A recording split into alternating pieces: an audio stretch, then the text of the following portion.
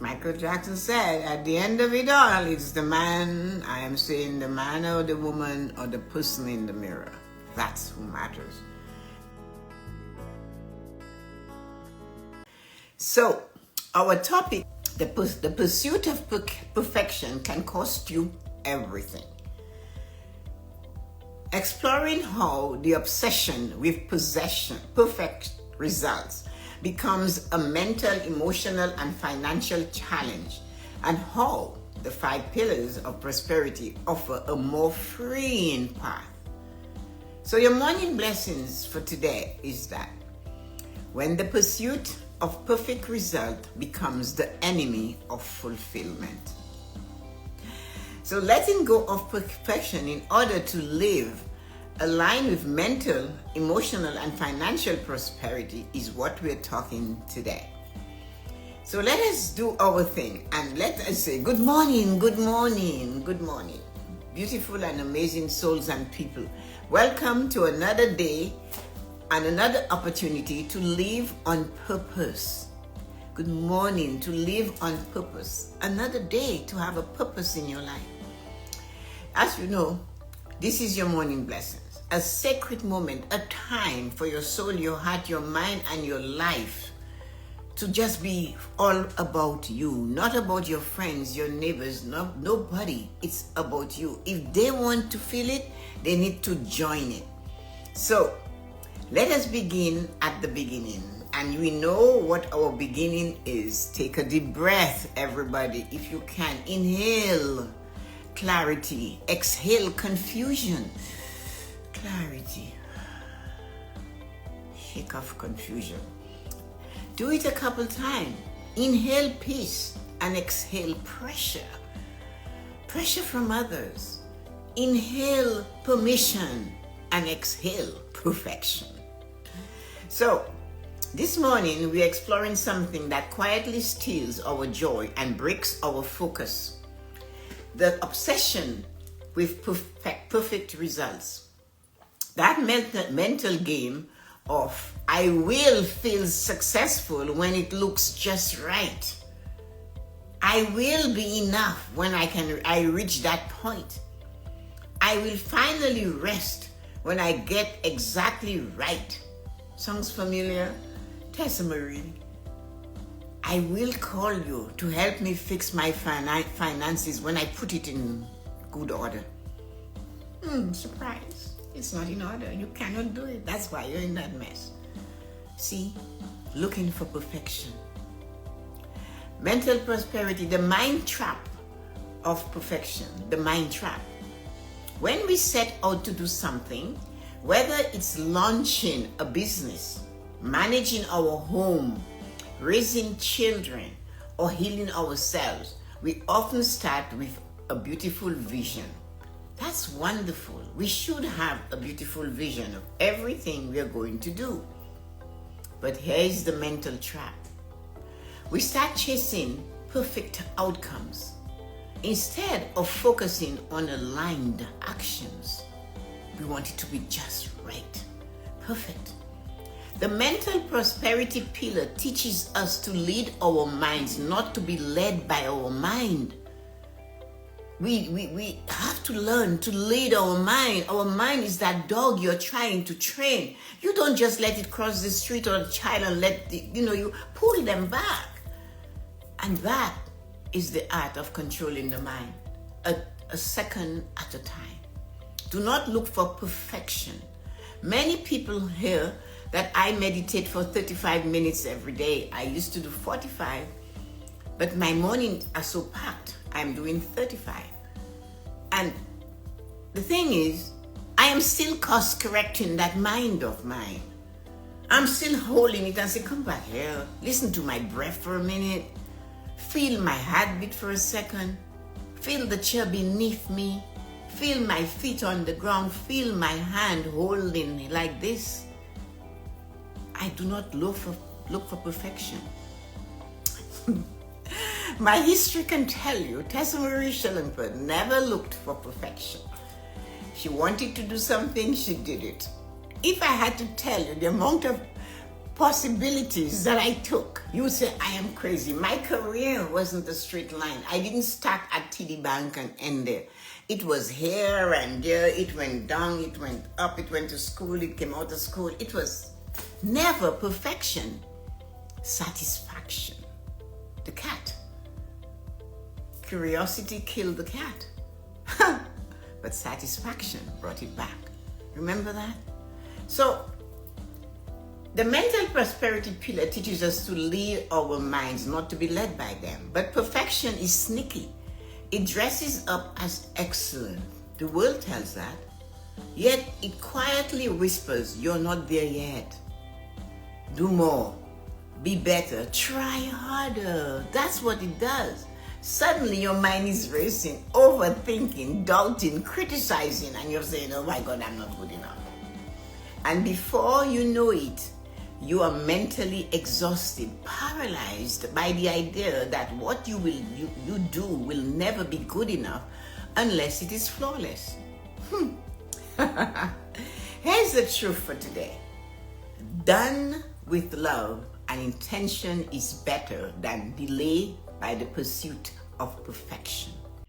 If you're looking for someone to be a speaker at any of your events that you're planning, get in touch with me.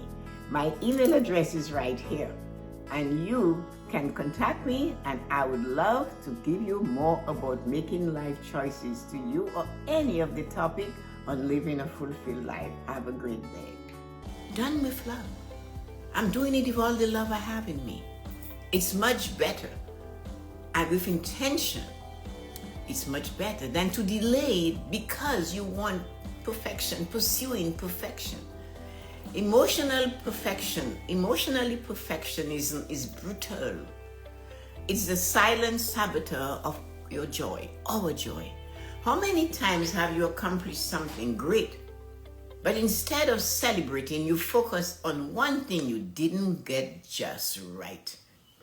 That one mistake that makes you question the entire effort you put in. You planned it, you were inspired, you took the lead, you went there. Yes, you stumbled. Yes, you fell. But hey, you went there. And that is all that should matter.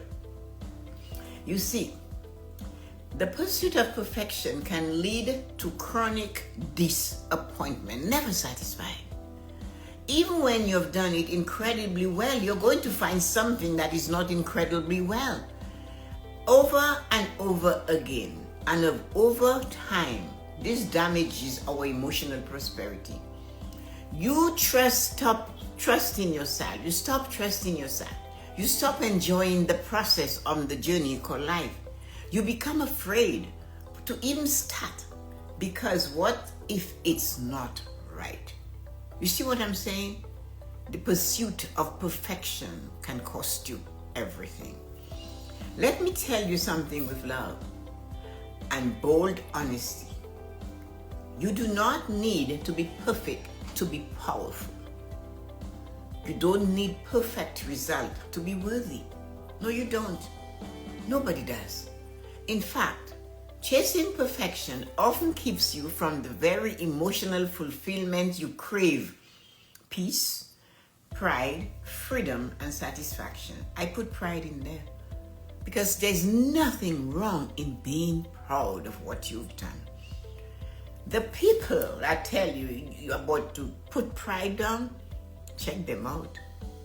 They seek perfection. That's why. They don't want you to feel you are proud in what you have accomplished so far on the journey called life. Financial prosperity, when perfection gets expensive. Now let's talk about money, because perfection has a price tag. And many of us have paid it without realizing it. Have you spent money on tools, training, or endless fixes before even starting something just to make it perfect? Have you? I have, in the good old days when I didn't know better. But now I do. Been there, done that, telling you, you don't have to do what I did. That's me as your teacher. Have you ever delayed launching a product offering a service, or even applying for a job because it wasn't perfect yet. Oh no, it's not perfect. It's not perfect. That delay, that hesitation, that second guessing, it costs you thousands over time. Did you know that? Are you aware of that? Not just in money, but in missed opportunities. Perfection leads to procrastination, and procrastination is expensive. You guys have heard me say, a procrastinator is not a lazy person. A procrastinator is a person seeking perfection. They are afraid of the criticisms, the opinions, and the assumptions made by others, so they just don't do it. I'll get to it. They start, they never finish, because they're so afraid you might criticize them. The wild and crazy person, the one that jumps in with 2 feet and says, whoa, the water is cold. Whoa, it's too deep. Whoa, I have to swim. They're not looking for perfection. The opportunity came and they dove in. Which one are you? Balance. Decide which one you want to take. Perfection leads to procrastination, and we know it's expensive. It's expensive emotionally, it's expensive mentally, and most certainly expensive financially. I will get to it. I'm going to get to it. I'll buy it. I'm going to do it. Fine. You're afraid to do it? Everything you do, there's going to be somebody that told you you shouldn't do it. Why are you taking care of your grandchildren? Let the parents do what they're supposed to do. Why are you going to every game your children play? Sometimes you need to, Tessa-Marie, why don't you just sit down and leave your ears doing what people tell me? I have something to teach. I have something to give. And I decided that I will give it to you. So don't ask me to stop being me in the moment. Somebody even said to me, I decided after many years of taking care of my garden and tugging and dragging the hose and buying the hose and pulling the hose. A neighbor, why are you now putting a sprinkling system? They asked me. I said, what? And they repeated. I said, I don't get that question. Why are you asking why? And then I use a West Indian type of answer. Get this answer in your crow and use it. I said, well, next time I ask you to pay for any of my adventures or my services that I desire to have, just don't write the check. Simple. And you won't have to ask the question. Well, I didn't mean anything by it. You don't have to mean, I don't care. See what I mean? You cannot do anything without somebody telling you why are you doing it. So just do it. Do not wait to be perfect so no one will criticize it. I told you guys about the man and his son and the donkey yesterday, right? West Indian folklore, but it's the truth. So let's look at spiritual. You were never meant to be flawless. Did you know that? Let me anchor this spiritually now. Let me put it in your head now. Perfection is not divine, it's an illusion. Being perfect, it's not divine, it's an illusion. Even the Creator didn't create a world without change. You know, somebody just said 30 minutes to hesitate. Whoa, that's strong. Okay, Yuko, I got that. So, even the Creator didn't create a world without change. Look at nature. Trees grow, seasons shift, rivers flow, and even mountains get things on it doesn't want. Nothing stays rigid. Nothing is ever complete. Spiritually speaking, we were created to evolve, not to be perfect. Your soul came here to experience life. Oh, yes, it is. Not to perform for approval, but we are just making it perfect. We want our soul set, just experience being new. but I need to approve. Although Shakespeare gave us a little warning though, he said, the world is a stage and we're all actors. We go out there to do our best. So it is a waste of time and energy, as Yuko is saying, for you to sit there and wait for the perfect moment, the perfect weather, the perfect man, the perfect lover, the perfect sweetheart, the perfect meal. You did it once and you did it. No, it had too much salt. I remember as a young girl, just for the fun of it, I always enjoyed cooking. And once I cooked something and oh man, the sea was in it. It was so salty. My dad had it and he said, it's perfect. My mom looked at me, she looked at him and she said, well, what can I say? He's eating it and he said it's perfect. So I knew it was salty, so next time I made sure I watch my salt. So there you go. Nothing is ever complete. Perfection is not love. Perfection is not faith. Perfection is not divine. You being exactly where you are, learning, trying, failing, getting back up, that's divine. That's what it means to be human and to be holy. So, your journal, your gratitude journal, look at your journal. Take time to talk about it. Take out your journal or pause here to reflect on following questions. I have a journal here. I have it right here. You have a goal setting journal. Most of you do that, follow me. And your goal setting journal, you wrote your goals in there and you keep writing them in there, but you are not doing anything about them. Then I said to you, oh, you be grateful. And you said, yes, Tessa-Marie, I am grateful. I'm grateful every day. I'm writing in my gratitude journal. And there is what Nancy said. I also would want everything perfect, but I now realize it doesn't matter and no one notices. Oh my God. Did you know that? Nobody cares. They're all into them, and those that care and come up to you, you have an answer like mine. Don't write the check. Do not pay for my services anymore. Leave me alone. So, number one for your journal, where in my life can I delay action because I am waiting for a perfect result? Where in my life am I delaying action because I'm waiting for a perfect result? Well, what have you done that you're holding back because you're just waiting to be perfect? How has perfection cost me? Mentally, emotionally, or financially? Always looking over your shoulder. Did they see that I did something wrong? Did they see I almost fell? Did they see? Do you know? Can you believe that? That you do this all the time and it's killing you.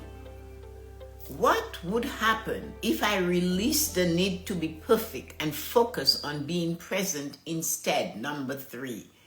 We're getting there, eh?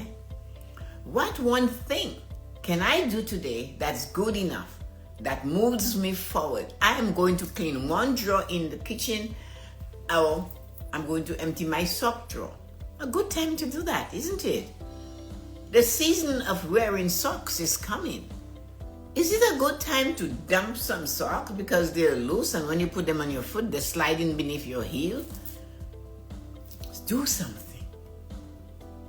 that will give you the satisfaction that you crave. I release the need for perfection. Repeat that loud.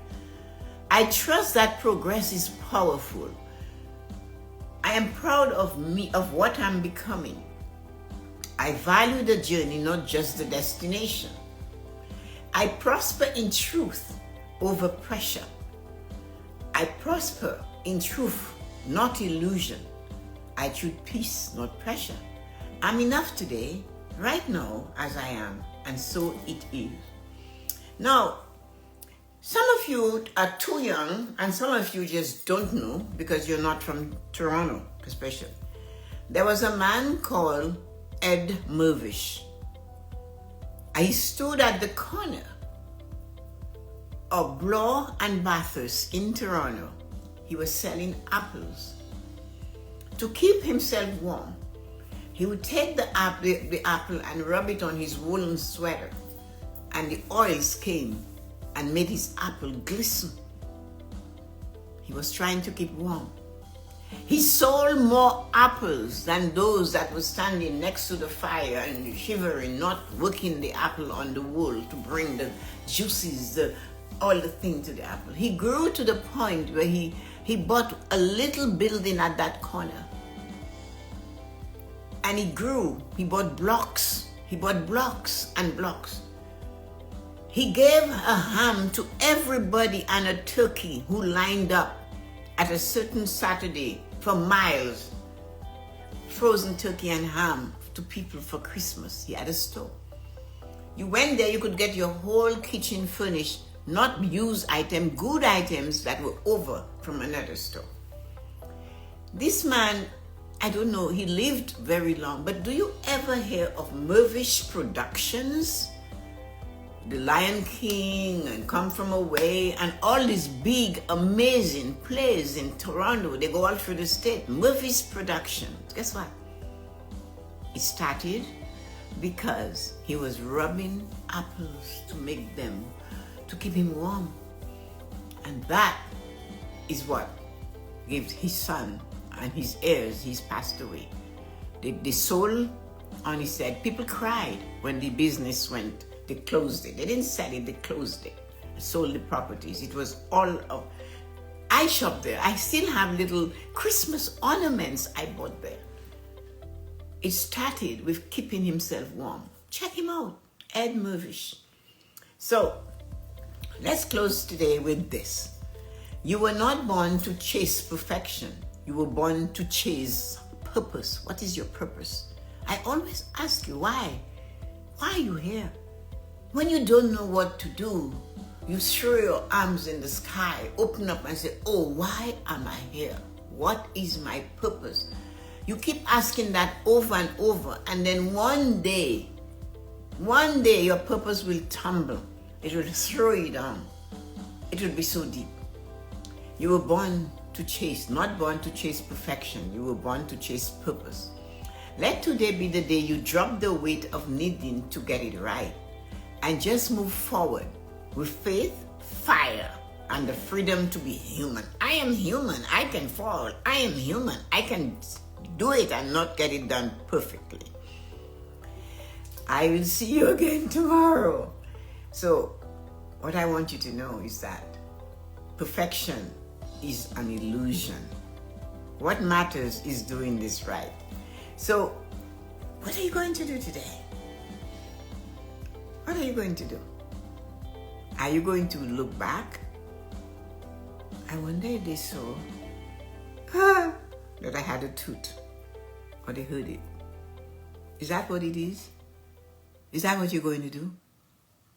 Are you going to be wondering whether somebody sees that you have a limp, or wondering that somebody say, she can walk? Look at her go. Which one are you looking for? You shouldn't look for anyone. You should only look for the one in the mirror.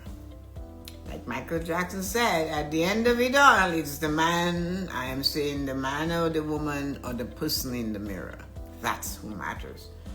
Everything else is an illusion.